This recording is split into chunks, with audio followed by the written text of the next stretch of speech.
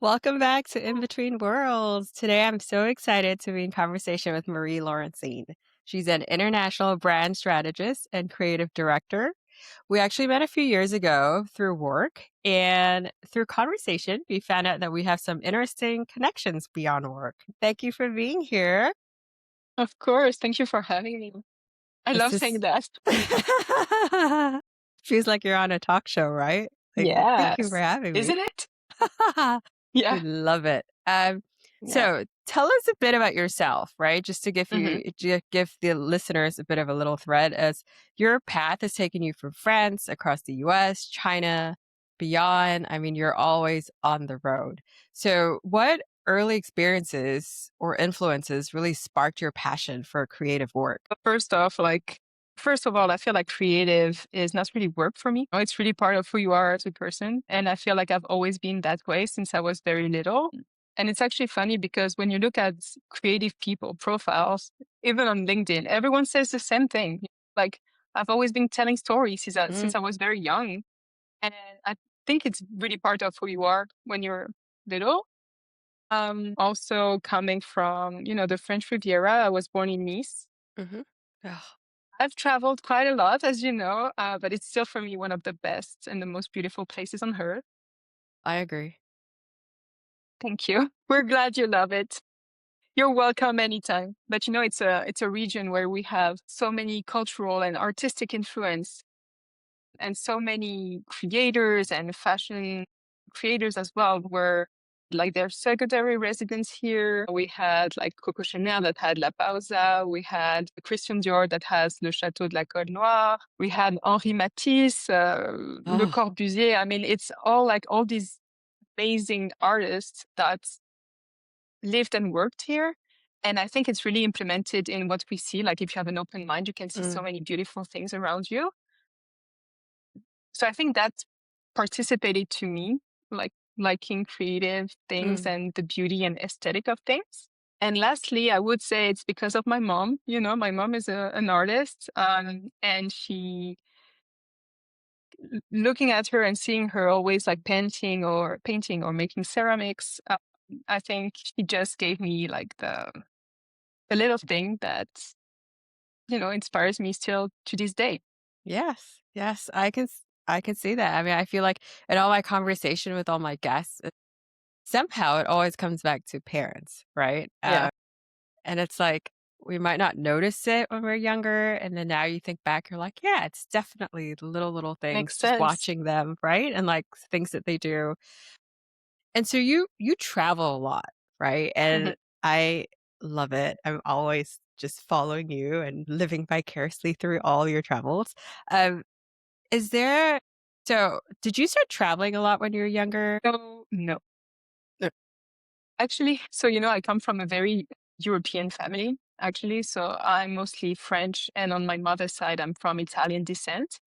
But our family is spread out throughout Europe. Mm, I have cousins in Spain. My first degree cousins are Spain, Germany, Austria, and Switzerland. So from a very, very early age, I was used to hearing Italian at home, speaking Spanish with my cousins, and that's all amazing. this like melting pot of cultures has Yeah. always been part of my daily. Yeah. So I think that's without really traveling that much, Mhm. except for seeing family, but I feel like it created this kind of cultural, how can I say that? Understanding that other Mhm. cultures have like different ways of doing Yep. things, even if they are like kind of similar and European as well, but we Mhm. all have our history, heritage, and way of doing things. I think today it's also something that really inspires me. Yeah. And I actually got my passport when I was 21, I think, Oh, yeah. to go to NC State, like to study at NC State. So in the US, always been obsessed about the US, wanting to be Rachel since I was like five My or six gosh. years old. Rachel was like, I want to work in fashion in New York, be Rachel. That was the dream. And And you did yeah, it. You did it. and I did it, Yeah. like, yeah, looking back, sometimes you don't realize it, but yeah, I was manifesting without realizing it. from a very Exactly. early age. So yeah, so at the time I wasn't traveling that much, and so I started like studying in the US and then studying in China. Mhm. And yeah, so I think that's when I started to have like this kind of traveling bug, of wanting to discover all these places. And so I never stopped. As you know, since then, it's been a lot of like traveling, a lot of countries, a lot of cultures. Yeah, very fulfilling It's for me. definitely. And I think it's one of those things that's like, it's so hard to stop once you start, right? Like, Yeah. and I love what you say. It's like when you think about, you said earlier, coming from, you have a very European upbringing or European life. And I don't Mhm. think people understand that there's so many different cultures and Mhm. you can almost see the world without really leaving, Mhm. right? Mhm. And that's Mhm. what I love when we used to live in Singapore and Malaysia, and it's like a melting Mhm. pot, right? There's so Yeah. many, everyone is like, okay, I'm Singaporean or I'm Malaysian. Mhm. But they all have different heritage and cultures, and it's so beautiful to see everything Yes. like everyone's kind of coming together, and it's just a melting pot of cultures, and I absolutely love that. So, when we talk about your travel experience, because Yes. like I said earlier, I'm so obsessed. I feel like in conversation with a lot of creative people as well, Mhm. there's always some defining moment or, a place that Mm. somehow shapes their creative identity, if that's the right word, right? Like there's Mhm. somehow at some point they realize this is like my style, really. And it kind of carries through. So, do you have any in all your travels, is there a specific place, experience that's really transformed your creative vision? Not sure it was really the creative vision. So Mm, I would say first that leaving the south of France for Paris, that's really where and when I was able to discover myself as a creative person, mm, in the fashion environment that I was in, fashion and beauty. But something that really shifted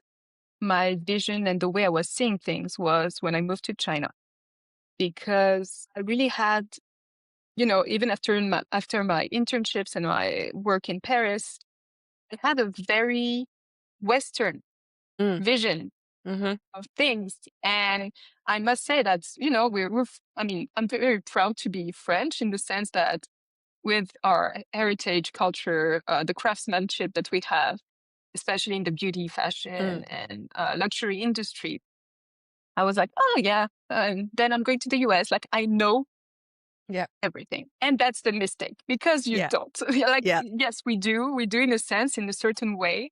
But I think living in China was for me the first Eastern mm, experience that I had. And that was the very first time when I was like, oh, there's so much more out there, mhm, in terms of visual codes and yep, culture and heritage and yep. history. And that really challenged the things that I had, the vision that I had as a person. And so that was like, yeah, I have so much more to learn and to experience. And that's what today is nurturing my creative vision and inspiration. I love that. I love that because I remember a lot of conversations from people who particularly, I think, traveling to the East for the first time, and Mhm. this revelation almost, right? Mhm. And they're Mhm. like, Yeah. oh my gosh, it's some don't get there, right? Some are like, Mhm. oh, I still don't get it. But there are others that are like, wow, I didn't realize this. And sometimes Mhm. I have to kind of step back and realize, okay, maybe people aren't learning as much about the world either. But there's Mhm. so much history, Mhm. particularly for me as Chinese history, like it's nothing new, right? I live in a country that's like what, a couple hundred years old, and Mhm. there's history that goes back thousands of years. And yet somehow, to your point, right, there's this kind of very Western view of, okay, we are history and we are Mhm. culture. Mhm. And then you Mhm. travel and you're like, actually, there is so much more. And as a matter of fact, I would argue that sometimes there are certain things here, and I'll speak just for the US, that are from other places and other cultures that Mhm, people don't realize. And it's, mhm, mhm. so I love it. I love that you acknowledge that because I think that is so important. But also, like you talked about, living in China, but I know Mhm. personally your travel, you go through different parts of Asia, you're in the Middle Mhm. East, you're kind of everywhere. And one of the things that I love, and I ask people this all the time, is when you immerse yourself in a new culture, what are you looking for or noticing that others might miss? Every time I go to a country, there's this very famous saying that's like, "Don't be a tourist, be a traveler." Mm, And I know it's a bit, it's a big one. Everyone knows about that yeah. one, but it's really true.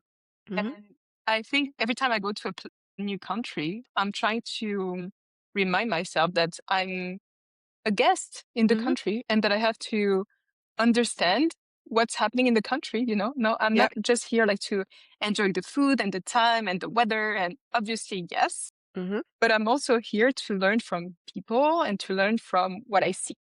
Hmm. And I think what I realize, what I see the most quickly, it's how people interact with each other and the communication styles. Mm. Very like interested in that. And I don't know why it is that way, but I tend to mimic the way people communicate very easily. So when I'm in Seoul or when I'm in Japan, like it's, I get used to Hmm. to bowing, Yeah. or just like, it becomes a second nature to be Yeah. adapting to others. And yeah, so I love that, trying to understand how people communicate and behave. Hmm. And on the more professional, biased side, um, I'm always looking at, campaigns, content, Mm. how people, the taglines, how some mothers are being retouched or not, Mm. how you have some makeup looks that are different from what we would expect to be in Western Mhm, cultures or outfits and style. mhm, So I'm kind of always benchmarking. So I would say that and the communication style is really two things that I'm always super eager to discover, but I'm doing it like automatically.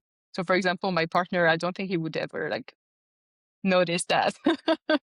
But, you know, it is look, it's a good skill to have, right? I feel like, yeah. in one of my conversations with another guest who grew up in a similar fashion, having to move all the Mhm. time, and it's one of the things that you learn really, really fast is how to observe behavior and how people communicate, because that's the most efficient and thoughtful way that you connect with people, Yes. Yeah. and Thoughtful is really the term. yeah, and it's a lot of times it is observing and listening, which Mhm. most people tend not to do. And Yeah. And respecting. And yes. respecting because sometimes, like just going, for example, in Seoul, or I'm interrupting you, I'm sorry, but when we go to the gym, like Mhm, people do not go to the gym the same way, like mhm. showing the same amount of skin that Yeah. I would show when Yes. I'm going to the US or in Paris. Like it's Yep. just not it's not the same codes. Oh, And yeah. so I wouldn't go dressed the same way Mhm. to a gym in Tokyo that I would in Yeah. Paris, Yeah. So these are like little things, but Mhm. not everyone is open to seeing that and to adjust to the culture. Yeah. And that's really something that for me is very, very important when you're playing.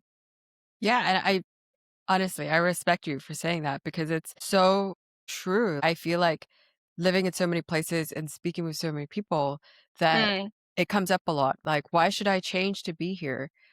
yeah. Well, It's not necessarily changing your entire outlook, but you no. need to learn to adapt, right? We are in Mm, someone else's country, and just be hmm. respectful. It doesn't hurt. Yes. And Hmm. it's like, when you talked about being in Seoul or Japan and you get used to bowing, Hmm.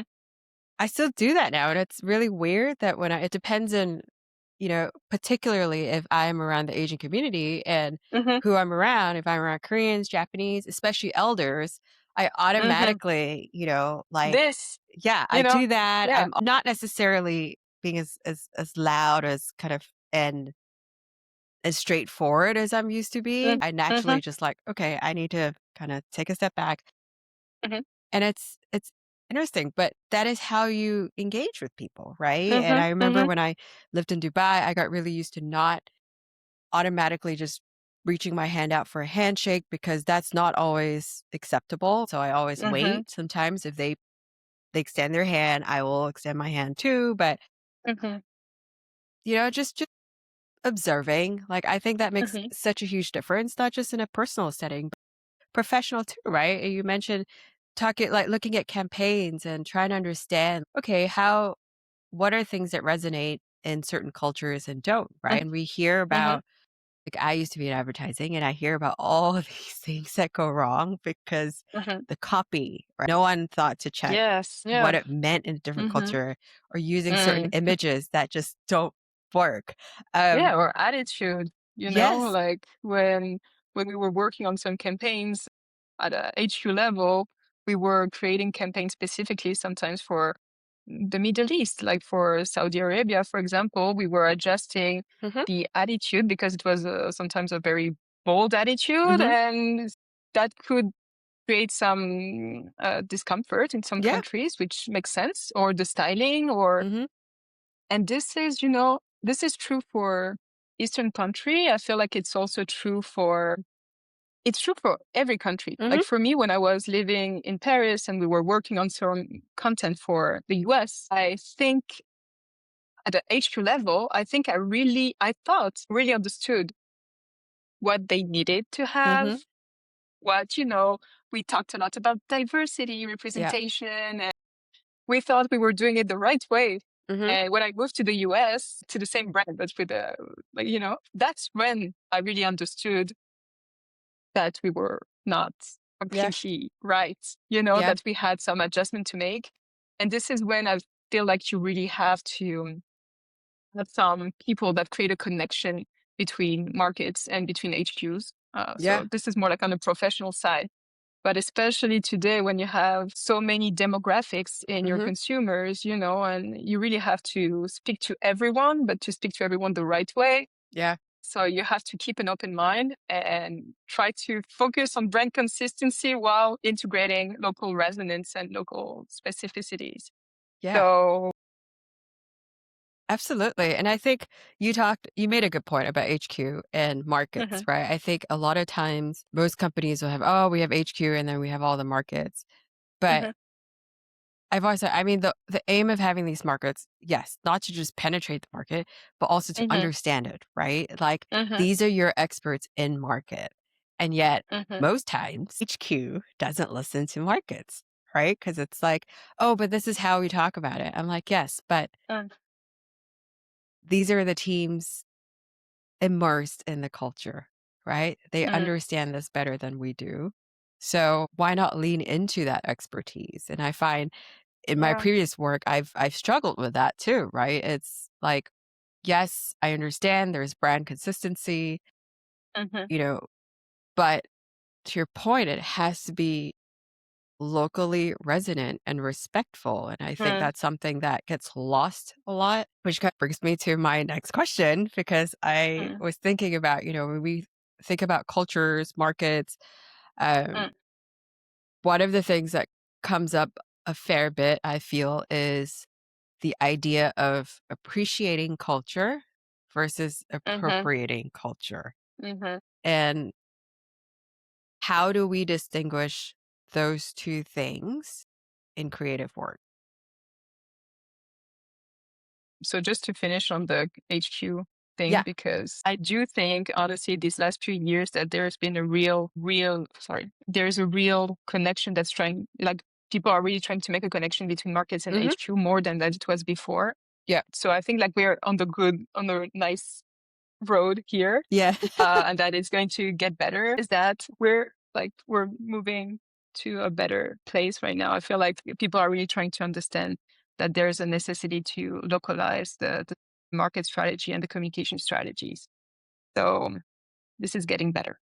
Yeah. We're on the right And track. to answer Yes, and that's the term I was looking for the past minute. And going back to your other question, I think it's a hard one Mm, because to me, I think cultural appropriation is often a clumsy way to celebrate things that you like about a culture. I mean, that's my sure. vision. Yeah. So, and I think that depending on the communities that we talk about, the Mhm. stories, some countries are maybe more, can I say, like, have more sensitivities Mhm. due to their history, which makes Yep. total sense than others. Like for me, as a French person, I don't mind if people are just like adapting or, you know, Mm. but I do think it really depends on the community and the story of the country Mhm. you're talking about. Yeah. And that if you don't want to make a mistake when you're creating content and you're trying to share something that inspires you, you really have to talk to people from the community to be Yeah. like, okay, is it something that's okay to be doing or talking about or integrating in the campaign? Because I don't think you can really know from the outside. Yeah. So it goes back to communication because Totally. sometimes like you're doing the wrong thing without even realizing it. So Yeah. Yeah, and I think it helps, right, having that conversation and having almost a gut check because I think sometimes the hmm intent is well, right? People are yeah. like, "No, I love this. I love, elements of your heritage or culture, and I wanna share that," hmm and not realizing that in sharing it the way that they're sharing it, it actually is offensive. hmm But often I Yep. think, you know, we fail to have those conversations, and I myself I've done that too, and because thinking that, "Oh, yeah, I think this is totally fine," and it's like, well, just have that conversation, even if it ends up being uncomfortable, you hmm still learn something from it and realize that, "Okay, this is how it's perceived. How do I do better Mhm, next time?" mhm. That's always on my mind in terms of, like, appropriation, and I feel like to be honest, it's something I feel like that has come up a lot more in the past years than I remember it, Yes. right? Like, growing up, I don't feel like it was a thing or people never Mhm, talked about it openly. mhm. So it is kind of a touchy subject still. It is. Yeah. All right. So, travels. You're now Travels. back in Nice, right? Are you? Are you in Yes, I Paris? am. I am. No, no. I am in the south of France. I It's was the like, best, wait, like, it's the best moment for me. Like, Cannes is happening. There's like the Grand Prix, the gosh. Formula One in Monaco. Yeah. And the season, like the summer season here is really amazing. Yes. So, Oh my gosh, I yes, remember back spending a summer to, there. It's so beautiful. yes. Well, you should come back. I know, I should. You should. You We're should. working on It's it, still we're like, working yeah. it's yeah, it's a happy place.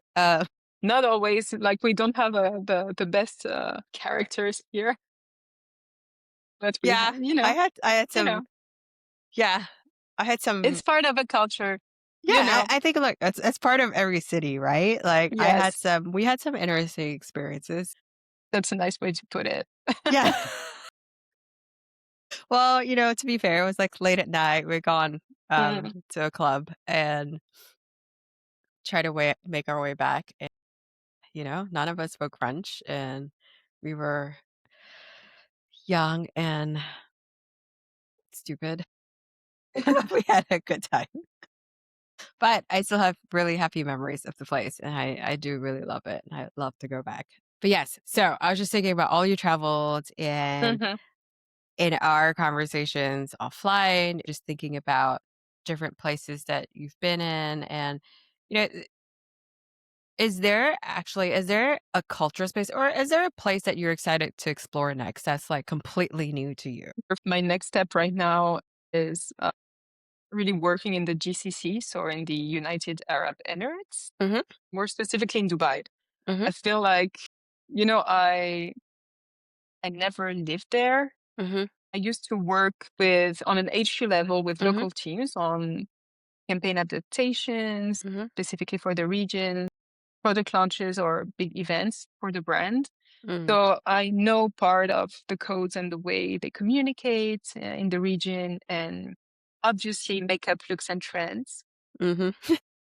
But but yeah, I feel like overall, apart from the professional side, I think this is a region where you have so many opportunities for growth, Mm. and you have the options and the tools to be working and developing yourself if you want to be developing yourself personally or professionally. Yeah. And this is something that I was really excited about when I moved to the US, because to me it was an uh, place where I was able to challenge myself Mhm. and to learn new things.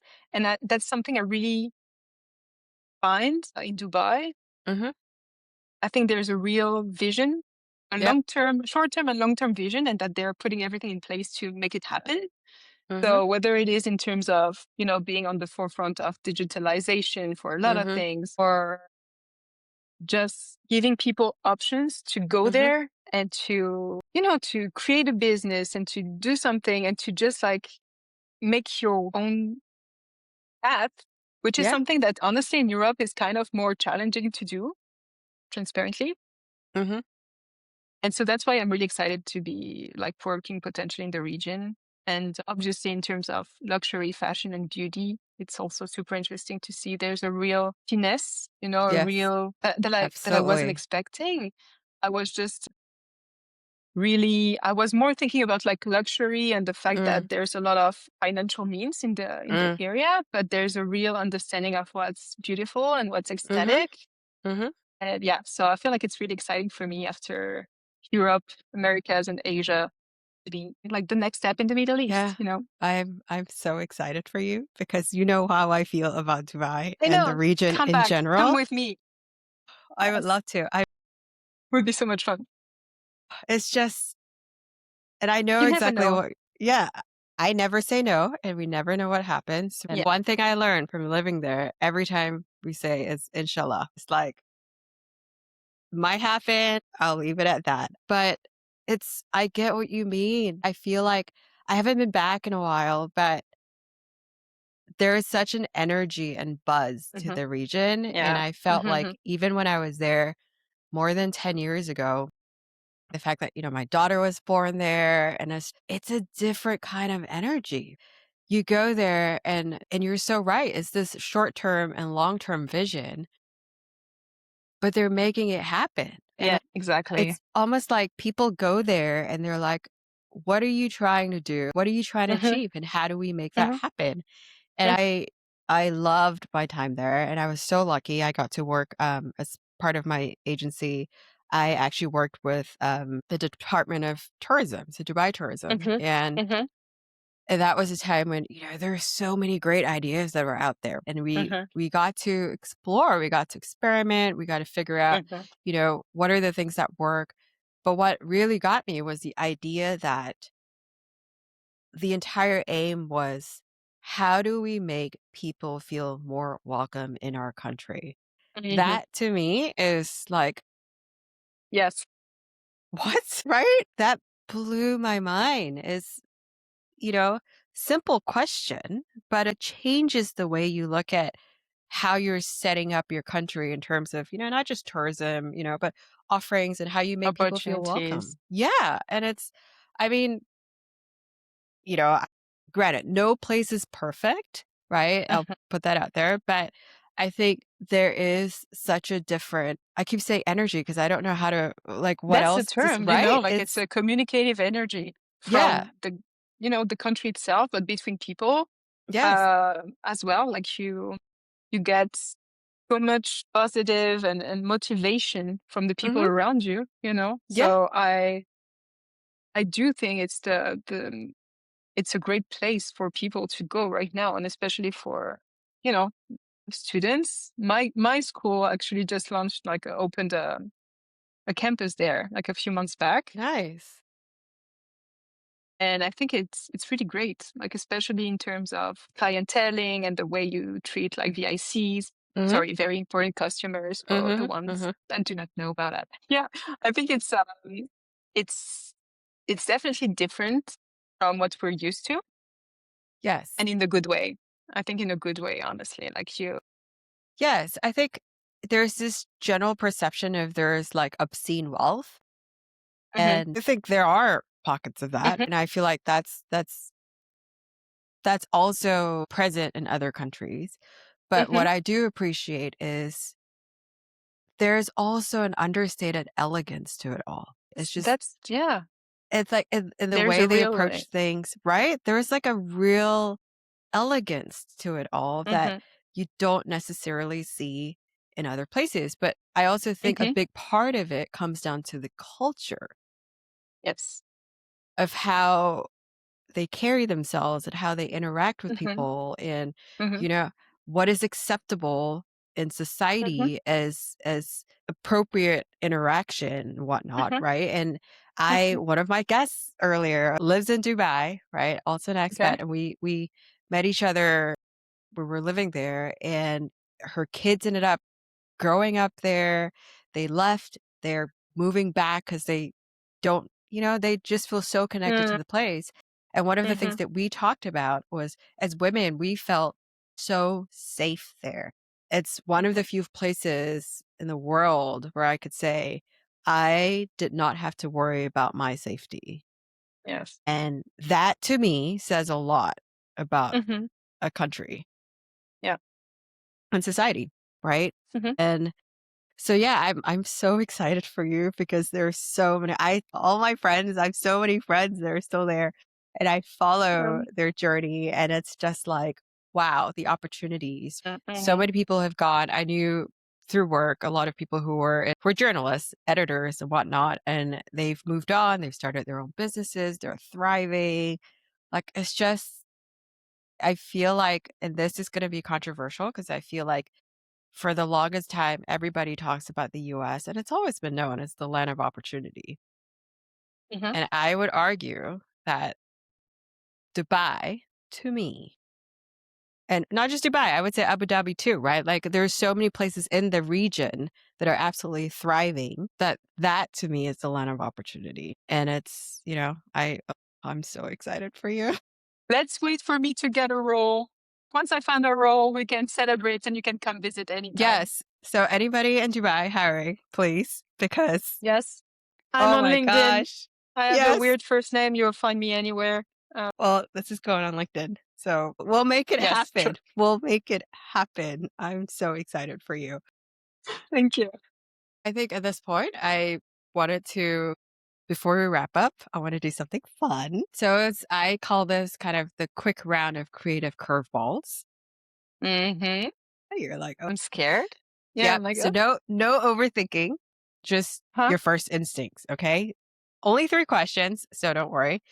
Okay. First, what is the most unusual place you've ever found inspiration? Unusual place. That's hard. It's supposed to be like coming from this like this. The most unusual place. I'm sorry. That's okay. It's just like honestly, anything can bring me some inspiration, which is your point, right? Yeah. Most unusual place. I would say.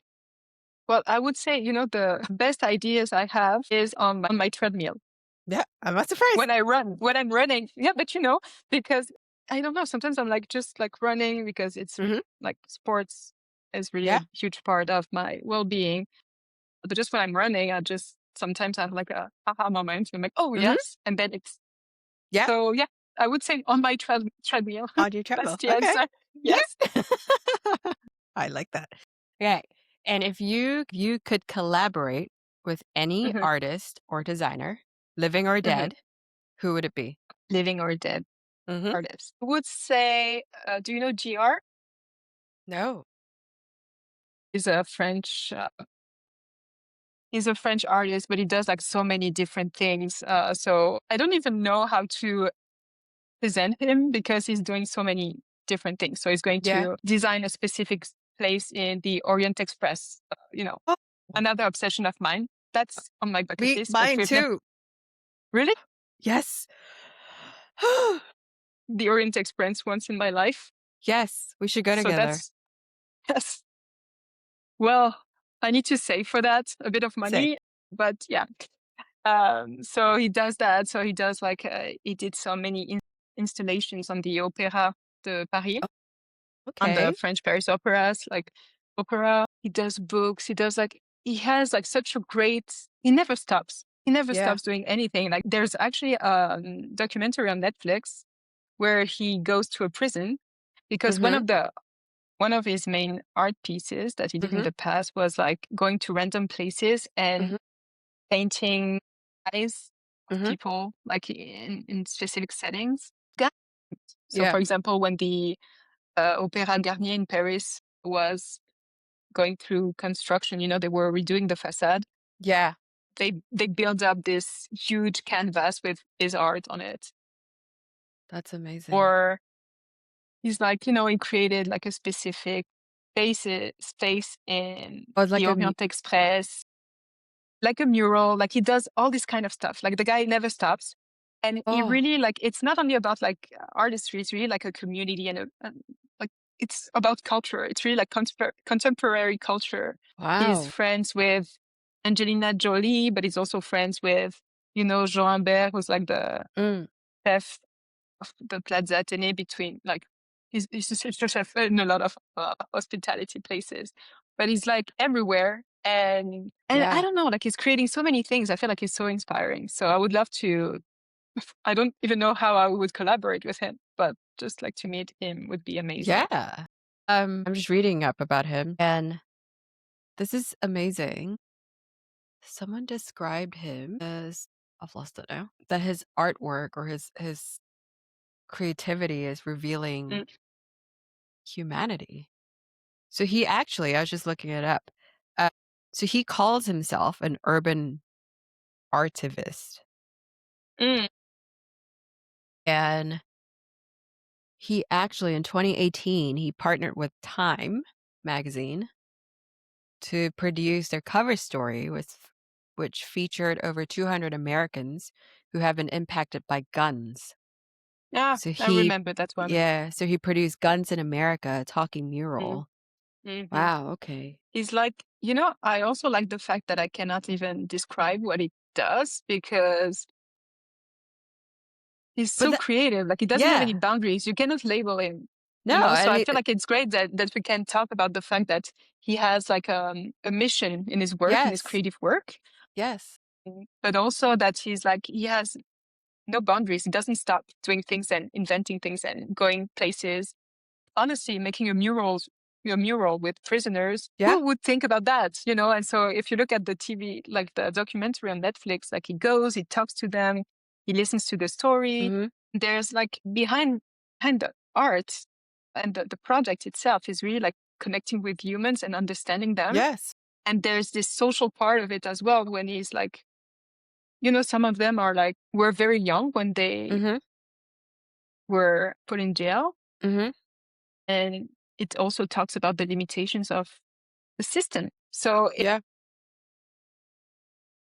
there's always like some political and social Mhm. underlining, if I can say. Yeah. And also he does like amazing stuff that are so inspiring. Well, I feel like so many creative souls, a big part of it is, like, touching humanity, right? Like, Hmm. kind of reacting to what's happening in the world and evolving, and um, that's amazing. I really love that. Now I have to go look into it and learn more about Look at him, it. Look at and it. that's amazing. See, this is great. This is why I love these conversations. I learned so much. I learned about some French authors in my last recording. I have Hmm. to go Oh, look really? those up. Yes, I have to go look those up. Yeah, that's amazing. Last question. Well, last Mm-hmm. of this You can ask me supposedly him. Hmm. creative curveball is Yeah. if your creative journey had a theme song, what would it be? The theme song. My God. I am That's so throwing you hard. off today. I know. No, but like music is such a huge part of my life. I'm always like, I have like two pairs of AirPods on me every day because if one doesn't have any battery left, I have to switch to another one right away. Yep. So my brain is like a full Spotify app Yep. for creative, right? Not for my. Oh, it could be your journey in general, any journey that's part of you. it had a theme song, what would it be? So I will say like the one song that I can listen to I don't know how many times in a row, and that always resonates in Mhm. story is Vienna by Billy Joel. It's really and don't get me wrong, I listen to everything. I love like reggaeton, pop, K-pop, obviously, like obsessed with K-pop, as you know. But like this Vienna is really like a. I feel like this song was written for me. Okay. It's yeah, I love that song. So and I ask this of everybody, what are some key Yes, takeaways that you would like our listeners to hold on to as they reflect on this conversation? so I think for me, I would say talk to people because that's when you first like get inspiration, but also Mm. comprehension of what's happening in front of you. Mhm. And it's very important to be talking to people that are not always in the same space as you are in terms of work or a social environment or economical environments. Mhm. I feel like the biggest challenge when you're doing creative and communications and marketing overall is to get disconnected Yep. from your audience, whatever it is. And so, first, that's good for your business and the way you communicate with people, but also for you as a person. It's how you get the most of your encounters with people, Mhm. to be very open minded and to listen to what others have to say. Mm. And every time I travel, I have it's like I'm making my own focus groups. Mm. Yeah. I'm just really Yes. trying, just ask questions. Yeah, ask questions and listen. Yes. I love Yeah, that. that's my biggest takeaway. And I love watch that. local TV because when Yes. you watch local TV, you can understand a lot of things, even if you don't understand the language, but you can understand a lot of things. Yes. Yes. Oh my gosh. That is so true, and I love that you said that because I feel like these days, just with technology and everything else, I do feel that we have lost a little the art of conversation and really understanding each Hmm. other. So, I love that you say that, and this is why I wanted to kick off this podcast, to have conversation with people from around the world, because everyone has different perspectives. We have things to learn from each other, and I hope that everybody found some value and insight in these conversations as well. So Thank too. you. Thank you so Of much for course. joining me Thank you. today. Really, really appreciate your Loved time. it. I loved our Thank you. conversation, and Me too. I will connect with you offline just to figure out where you go next. Okay. Okay. Thank you. Have a good Thank you one. so much. You too. Of Take course. care. Bye.